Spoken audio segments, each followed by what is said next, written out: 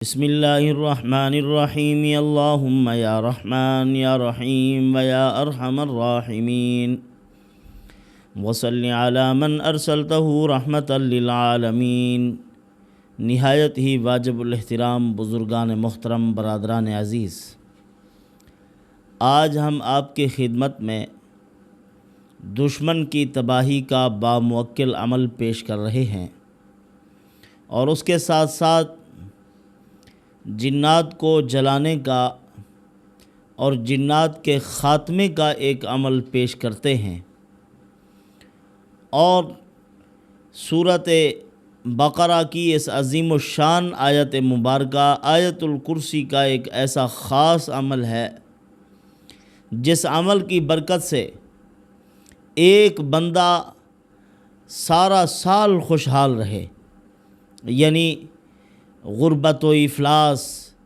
اسی طرح زمانے کے مسائل اور مصائب اور زمانے کی الجھنیں اس پر اپنے منحوس سائے نہ ڈالیں۔ اللہ تعالیٰ اس آدمی کو خوشحال رکھے تو چاہیے کہ یکم محرم الحرام اسلامی مہینے کی پہلی تاریخ کو یہ عمل کر لے، پروردگار عالم اس کو سال بھر خوشحال رکھیں گے۔ دشمن کی تباہی کا باموکل عمل ہے، لیکن کرنے والے کو پہلے سوچ لینا چاہیے کہ قرآن مقدس کی ایک عظیم الشان آیت مبارکہ کے ذریعے سے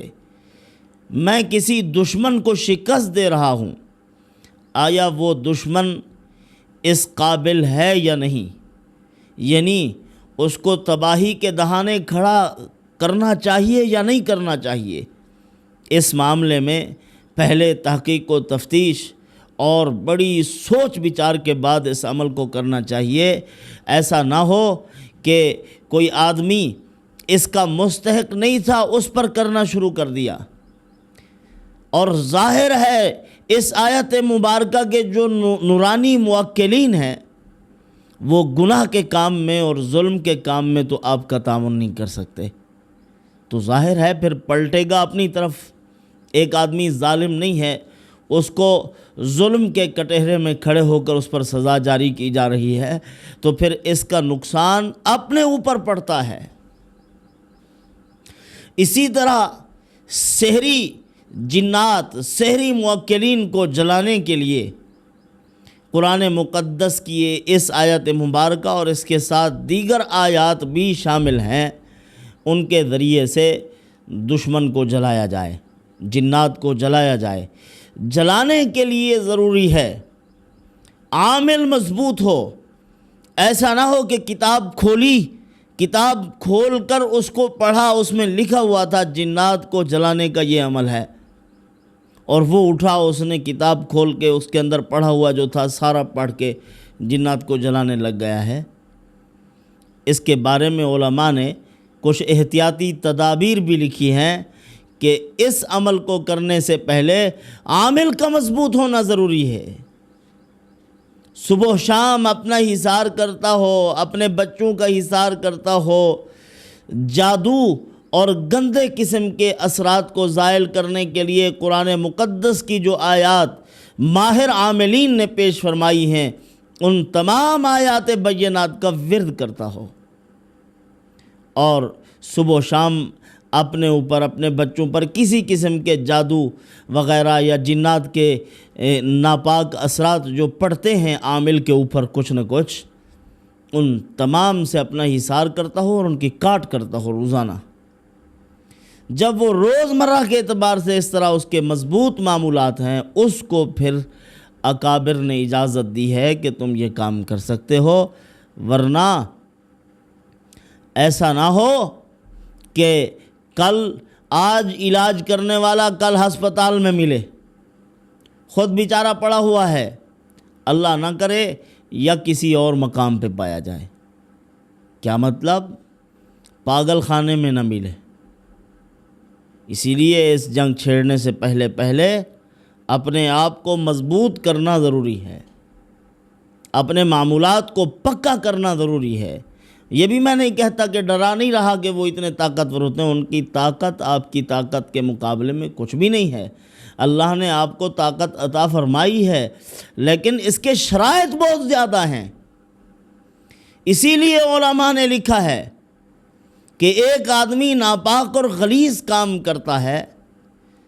جادو وغیرہ کے اثرات مرتب کرتا ہے لوگوں پر، ناپاک اثرات ہیں، اس کے اثرات تو بہت جلد ہو جاتے ہیں ملٹی نیشنل کمپنیوں کی طرح، لیکن جو ہمارے مسلمان بھائی ہیں، نورانی اعمال کرتے ہیں، روحانیت اختیار کرتے ہیں، ان کے اثرات پڑنے میں دیر لگ جاتی ہے۔ کیوں؟ نورانی اعمال کے تو بہت زیادہ اثرات و برکات ہیں، تاخیر کیوں ہوتی ہے؟ تو علماء نے اس عقدے کو حل فرمایا ہے، کہا کہ دیکھو بھائی، یہ جو نورانی اعمال ہیں ان کے کڑے شرائط ہیں، اندر کی پاکیزگی ہو، اندر پاک ہو، شرک کا شائبہ تک نہ ہو، اللہ کے علاوہ غیر پر نظر نہ ہو، اور تقوی اختیار کیا جائے، نظر کی حفاظت کی جائے، زبان کی حفاظت کی جائے، غیبت سے بچا جائے، دماغ میں غلط خیالات و تصورات نہ ہوں، اور ہاتھوں کی حرکت ٹھیک، پاؤں کا چلنا ٹھیک، کانوں کا سننا ٹھیک ہو،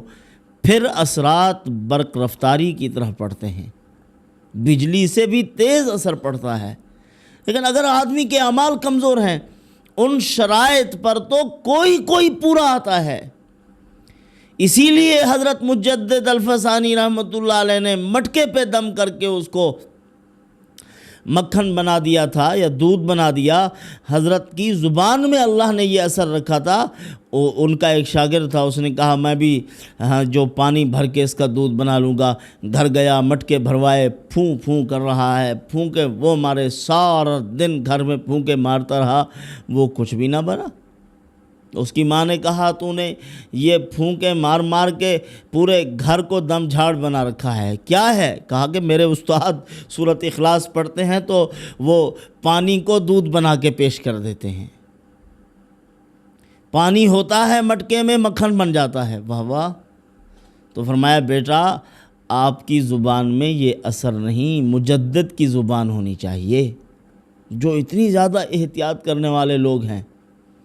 پاکیزگی کردار کا خیال کرتے ہیں اور پاکیزگی افکار کا بھی خیال کرتے ہیں، اللہ تعالیٰ ان کو یہ اثرات و برکات عطا کرتے ہیں۔ یہ مطلب بھی نہیں ہے کہ گناہ گار نہ پڑھے، پھر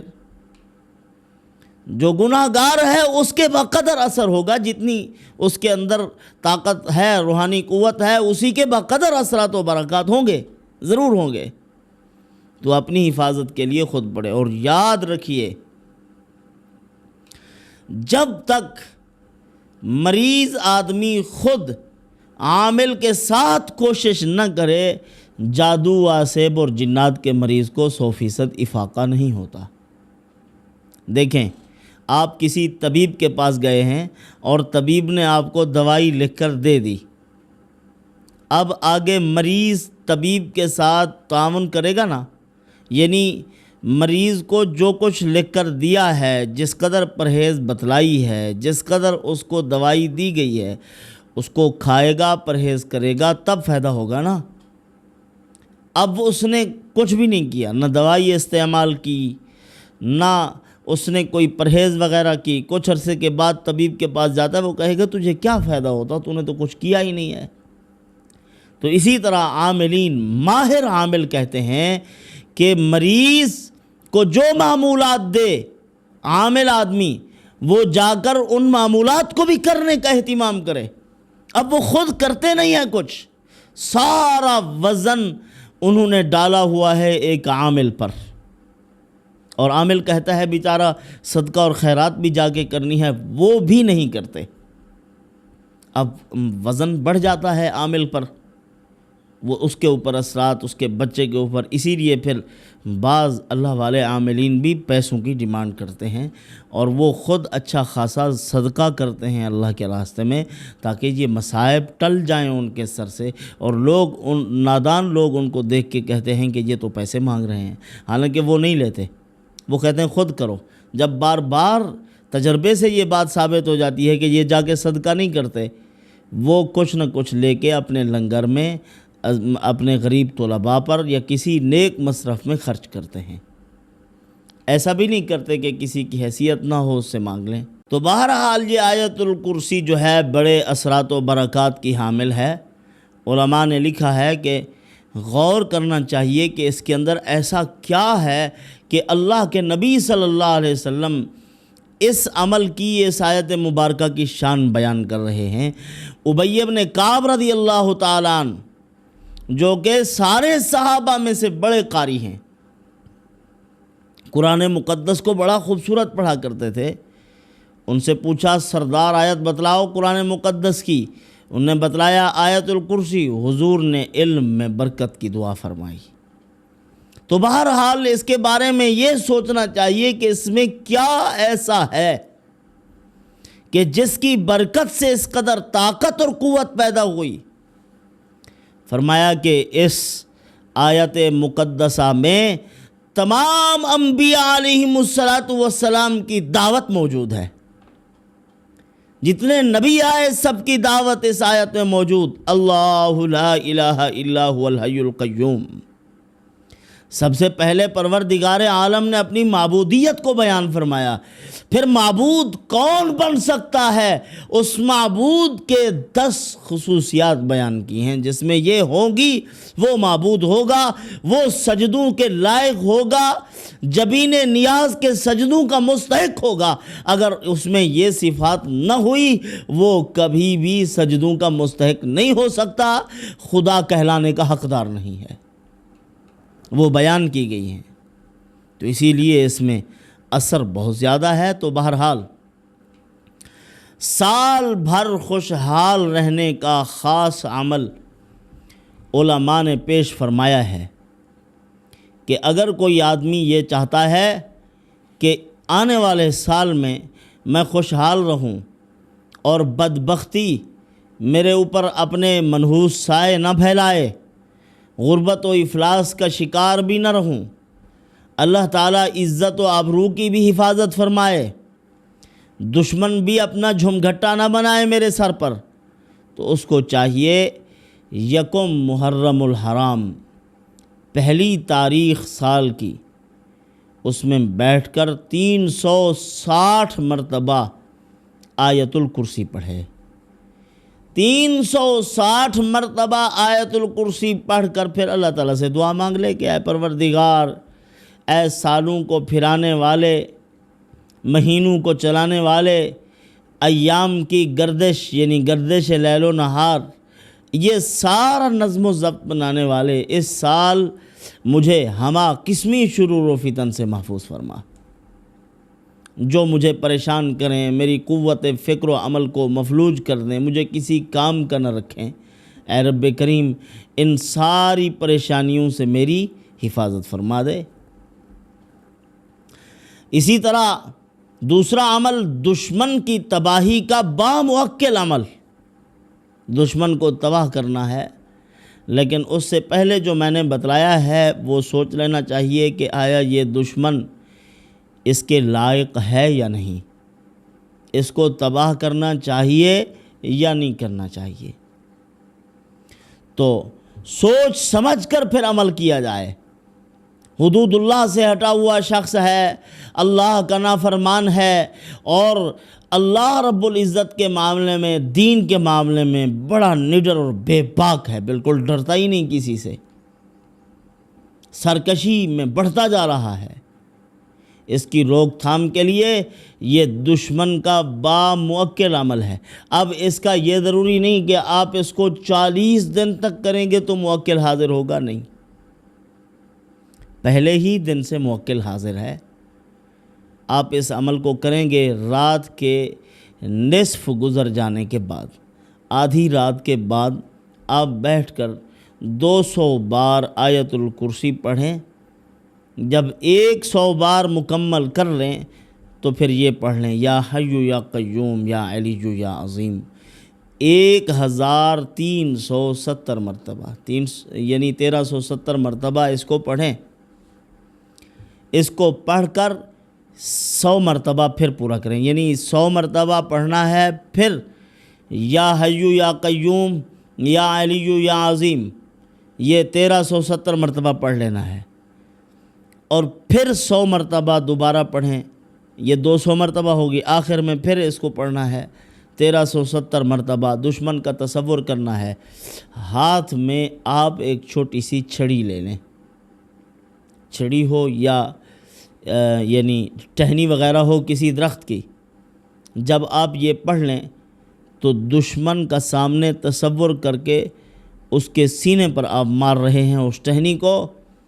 تو اس وقت تک اس عمل کو جاری رکھیں جب تک کہ دشمن کے مقابلے کی سکت ختم نہ ہو جائے، اس کی طاقت ختم ہو جائے، آپ کو محسوس ہو کہ اب یہ میرا مقابلہ نہیں کر سکے گا، اس وقت تک اس عمل کو جاری رکھنا چاہیے، لیکن محتاط رہیے۔ محتاط رہنے کا یہ مطلب ہے آپ کی کسی کے ساتھ رائے میں اختلاف ہو گیا ہے، یا طبعی طور پر آپ کو کوئی ناپسند ہے، آپ نے اس کے خلاف یہ عمل شروع کر دیا، یا کسی کے ساتھ حسد ہو گیا، جلن، تو پھر یاد رکھیں جو اس آیت مبارکہ کا، قرآن مقدس کی نورانی آیت کا غلط استعمال کرے گا تو اس کا انجام کیا ہوگا وہ خود سوچ لے۔ تو یہ عمل آپ کی خدمت میں پیش کیا گیا ہے۔ اسی طرح جنات کو جلانے کا عمل، بعض احباب کہتے ہیں کہ جنات جو ہے یہ کیسے جلتے ہیں، جنات کو تو نہیں جلایا جا سکتا۔ برادران عزیز، اللہ عز و جل نے قرآن مقدس میں فرمایا ہے لَأَمْلَأَنَّ جَهَنَّمَ مِنَ الْجِنَّةِ وَالنَّاسِ أَجْمَعِينَ، میں ضرور بے ضرور جہنم کو بھروں گا انسانوں اور جنات سے۔ اب جہنم کی آگ تو لگے گی نا ان کو، ورنہ کیا فائدہ، وہ بھی آگ کا بنا ہوا ہے، وہ جہنم میں اس کو کیا تکلیف ہوگی۔ جس طرح انسان میں غالب حصہ مٹی کا ہے انسان کے وجود میں عناصر اربعہ میں سے، اسی طرح شیاطین و جنات میں فاسفورس کی زیادہ مقدار پائی جاتی ہے، اس کے اندر آگ کا بھی غلبہ ہے، لہذا اسی وجہ سے، غلبے کی وجہ سے، یعنی لوگ سمجھتے ہیں کہ آگ جو ہے وہ آگ نہیں لگے گی، نہیں، غلبہ ہے، مطلب یہ نہیں کہ سارا آگ کا ہے، آگ لگے گی اور آگ کے عذاب سے متاثر بھی ہوں گے۔ تو جادو اور جنات کے اثرات کو زائل کرنے کے لیے اور ہمیشہ کے لیے ان سے جان چھڑانے کے لیے یہ خاص عمل یاد رکھیں۔ ائمہ عاملین نے، علماء عاملین نے اس عمل کو اتفاقی قرار دیا ہے، یعنی کسی کا اختلاف نہیں ہے۔ جیسے کسی مسئلے میں اختلاف ہو جاتا ہے، ایک کہتا ہے یہ ہوتا ہے، دوسرا کہتا ہے یہ نہیں ہوتا، اس طرح کا کسی قسم کا کوئی اختلاف نہیں ہے، سارے اس بات پر متفق ہیں کہ اس عمل سے جنات جل جاتے ہیں، اور یہ عمل جنات کو خاکستر کرنے کا عمل ہے، یعنی راکھ بنا دیتا ہے۔ تو اس عمل کی ترتیب یہ رہے گی کہ جس آدمی کے اوپر آسیب کے اثرات ہوں، جادو اور جنات ظاہر ہوتے ہوں یا سایہ نظر آتا ہو اس کو، تو 7 مرتبہ اس کے داہنے کان میں آذان دی جائے، آذان دینے کے بعد 7 مرتبہ سورۃ فاتحہ پڑھی جائے، 7 مرتبہ معوذتین، آخری صورتیں، قل اعوذ برب الفلق، قل اعوذ برب الناس، 7 مرتبہ پڑھیں گے، 7 مرتبہ آیت الکرسی پڑھیں، اور 7 مرتبہ سورۃ الطارق پڑھیں، اور سورۃ الحشر کی آخری آیات وہ بھی 7 مرتبہ، سورۃ الصافات مکمل 1 مرتبہ سورۃ الصافات پڑھیں۔ اب اس کے کان میں آپ دم کر دیں، یاد رکھیں انشاءاللہ العزیز اللہ کے فضل اور اس کے کرم سے جنات پھر دوبارہ نہیں آئے گا، اس کا خاتمہ ہو جائے گا، جل جائیں گے۔ اور اس عمل کو کرنے سے پہلے اپنا حصار ضروری ہے۔ بعض احباب بیچارے پریشان ہوتے ہیں، ان کی اولاد ہے بیچاری، بیٹیاں ایسے حالات میں ہیں جنات کے اثرات ہیں، اور عاملین اکثر ایسے بیٹھے ہوئے ہیں، اللہ تعالیٰ نے بعض میں اثر بھی رکھا ہے، لیکن اکثر بے احتیاطی کی وجہ سے اپنا اثر کھو بیٹھے ہیں۔ مثلا پردے کا احتیاط نہیں کرتے، عورتیں سامنے بیٹھی رہیں تو بد نظری بھی ان سے ہوتی رہتی ہے، اور پھر روحانی میدان کا اپنے آپ کو شاہسوار بھی سمجھتے ہیں۔ تو اس طرح نہیں ہوتا، پھر روحانیت ختم ہو جاتی ہے۔ تو جہاں بھی جاتے ہیں پھر قرآن و حدیث سے اللہ معاف فرمائے بد اعتماد ہو جاتے ہیں، لوگ کہتے ہیں اس کا تو کوئی اثر ہی نہیں ہے، حالانکہ قرآن مقدس میں اثر ہیں۔ اثر تبھی نظر آئے گا جب پرہیز ہوگا، اپنی حفاظت ہوگی۔ تو ماں باپ بھی کر سکتے ہیں، باپ اگر بیٹی پر کرنا چاہے، بھائی اگر اپنی بہن پر کرنا چاہے،